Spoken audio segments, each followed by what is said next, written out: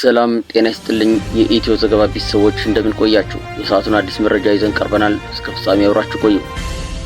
ሰሞኑን በሩሲያ በተለይም ከዩክሬን ድንበር ብዙም በማይርቁ አካባቢዎች ተከታታይና አሳሳቢ የሆኑ የድልድይ መደርመስ አደጋዎች ተከስተዋል። እነዚህ አደጋዎች የበርካታ ሰዎችን ሕይወት የቀጠፉ ሲሆን በሌሎች ላይ ደግሞ ከባድ የአካል ጉዳት አድርሰዋል። በተጨማሪም በትራንስፖርት መሰረተ ልማት ላይ ከፍተኛ ጉዳት በማድረስ የደህንነትን ስጋቶችን አንስተዋል።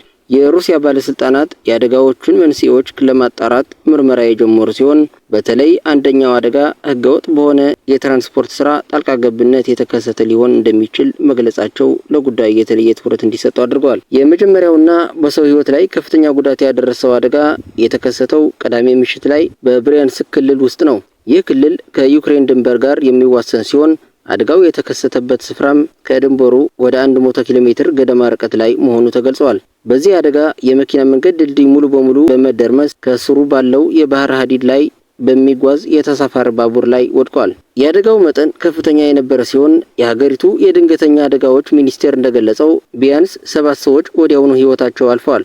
በተጨማሪም 31 ሰዎች የአካል ጉዳት እንደደረሰባቸው ተገልጿል። የክልሉ ገዢ አሌክሳንደር በጎማዝ በበኩላቸው በቴሌግራም ገጻቸው ላይ ባስተላለፉት መልእክት ከሟቾቹ በተጨማሪ 2 ሰዎች አንዱ ህፃን ልጅን ጨምሮ በከፍተኛ ሁኔታ መቁሰላቸውን አረጋግጠዋል። በድልድዩ ላይ ይጓዙ የነበሩ ከባድ የጭነት መኪናዎችም ከድልድዩ ፍርስራሽ ጋር አብረው ባቡር ላይ በመውደቃቸው የአደጋውን መጠን እንደጨመረው መረጃዎች ያመለክታሉ። የድንገተኛ አደጋ ጊዜ ሰራተኞች፣ የእሳት አደጋ ተከላካዮችና የነፍስ አድን ቡድኖች በፍጥነት ወደ ስፍራው በመገኘት በባቡር ውስጥ ተይዘው የነበሩ ሰዎችን ለማውጣትና ለመርዳት ከፍተኛ ጥረት አድርገዋል። በኢንተርኔት የተሰራጩ ምስሎችም እንደሚያሳዩት ተሳፋሪዎች በጨለማ ውስጥ ከፍርስራሹ ለመውጣት እርስ በርስ ሲረዳዱና አስቸጋሪ ሁኔታ ውስጥ እንደነበሩ ለመረዳት ተችሏል። ይህ አደጋ የተከሰተው ባቡሩ ከክሊሞቮ ከተማ ወደ ሞስኮ ሲጓዝ በነበረበት ወቅት በአንድ አውራጃ ውስጥ ነው። የሞስኮ የባቡር መስመር ባለስልጣናት በቴሌግራም ገጻቸው ላይ ባወጡት መግለጫ አደጋው ህገወጥ በሆነ የትራንስፖርት ስራ ጣልቃ ገብነት የተከሰተ ነው ሲሉ ወንጅለዋል። ይህ አገላለጽ ድልድዩ ሆን ተብሎ እንዲፈርስ ተደርጓል ወይም በሌላ አኳኋን የደህንነት ስርዓቱ እንዲዛባ ተደርጓል የሚል ጥርጣሬን የሚያጭር በመሆኑ ጉዳዩን ይበልጥ አሳሳቢ አድርገዋል። የሞስኮ የክልሎች የትራንስፖርት አቃቤ ህግ በአደጋው ዙሪያ ምርመራ መጀመሩን አስታውቀዋል።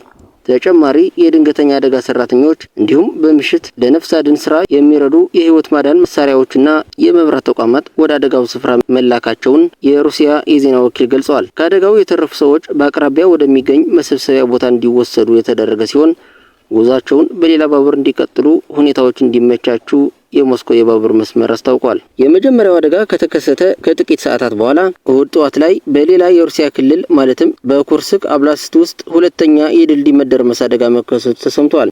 ይህ ክልልም ከዩክሬን ጋር ይዋሰናል። የሩሲያ ባለስልጣናት ምርመራቸውን አጠናክረው እንደሚቀጥሉ የሚጠበቅ ሲሆን ተጨማሪ መረጃዎች ሲገኙ የአደጋዎቹን ትክክለኛ መንስኤዎችና ተጠያቂ ሊሆኑ የሚችሉ አካላትን ካሉ ለማወቅ ይቻል ይሆናል። እስከዚያው ግን እነዚህ ክስተቶች በክልሉ የትራንስፖርት ደህንነት ላይ ከፍተኛ ስጋት የፈጠሩ ከመሆኑም በላይ የዜጎችን የዕለት ተዕለት እንቅስቃሴና የንግድ ልውውጥ ላይ አሉታዊ ተጽዕኖ ማሳደራቸው አይቀሬ ነው። የድንገተኛ አደጋ ምላሽ ሰጪ ቡድኖችና የሕክምና ባለሙያዎች ጥረት የሚደነቅ ቢሆንም መሰል አደጋዎች እንዳይደገሙ ዘላቂ መፍትሄዎችና የደህንነት ጥንቃቄዎችን ማጠናከር አስፈላጊ መሆኑን ያመለክታሉ። የተወደዳችሁ የኢትዮ ዘገባ ቤተሰቦች ለዛሬ ያሰባሰብናቸው መረጃዎች እነዚህን ይመስሉ ነበር። ለቻናሉ አዲስ ከሆናችሁ ሰብስክራይብ እንዲሁም ቪዲዮ ላይክ እና ሼር እንድታደርጉ በትህትና እየጠየቅን እስከ ፍጻሜ ቆይታችሁ ከኢትዮ ዘገባ ስለነበር እናመሰግናለን።